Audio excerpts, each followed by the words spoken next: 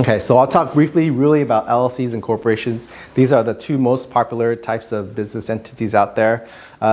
There's an annual franchise tax, which means no matter what, if you have an LLC or corporation, you do have to pay $800 a year. A lot of people don't like that, so that's why sometimes they don't form an LLC corporation. So for corporations, actually, the first year is free. So you don't have to pay the $800 franchise tax for the first year.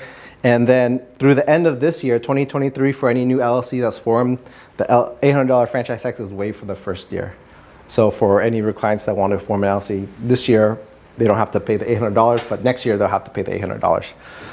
Asset protection for personal assets, yes, they do both equally the same. There's some people that say, oh, LLC is better, corporation is better. I'm of the opinion that they operate the same way. You get equal amount of protection from what we call outside liabilities. But I'll talk a little bit more later here. Default tax. So there's pass-through taxation goes for LLCs. The default is it goes directly on your tax forms, Schedule 1040, Schedule C. But for corporations, there's double taxation. So you have a corporation, the corporation gets taxed, and then when you take money out as a corporation, you get taxed again. So a lot of people don't like that. Maintenance. So for LLCs, only every 2 years you have to file statement of information. For corporations, you have to file it every year and do annual minutes. So there's a little bit more work to keep a corporation going. And so for a lot of smaller businesses, we recommend LLCs. Management, not so much important for real estate investors, but for management, it's a little bit more flexible for LLCs versus corporations, a little bit more rigid.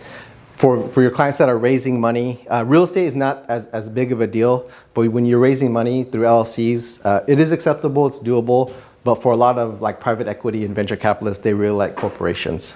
But it's not really as applicable for your real estate clients. So the second to last is a charging order. So what that is if I have an LLC and everyone drove here, right? So if I drove here and I hit somebody on the way here, and that person is a orthopedic surgeon who uses his hands to make $500,000 a year, right? And I hurt him and he can't use his hands anymore. He'll probably sue me for everything I have, right? So I have an LLC, maybe we have like, my property is worth $5 million in my property. So what's gonna happen is he's gonna sue me. I don't have enough cash on hand to satisfy the judgment. So what they're gonna do is get a charging order against my LLC. But what happens is they only get what's called economic interest, meaning only when money is paid out to the owners on the LLC can that doctor get money from me, okay? And so for the LLC, we can say, hey, we won't send out money. We're just going to keep money in the corporation. So there's this charging order benefit for real estate investors on the personal side. So that's another reason why investors like LLCs.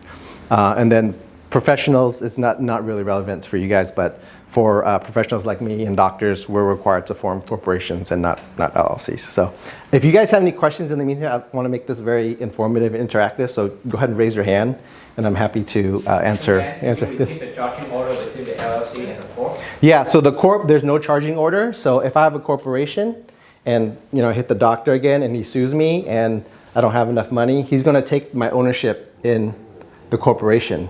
So he's going to have stock in that corporation.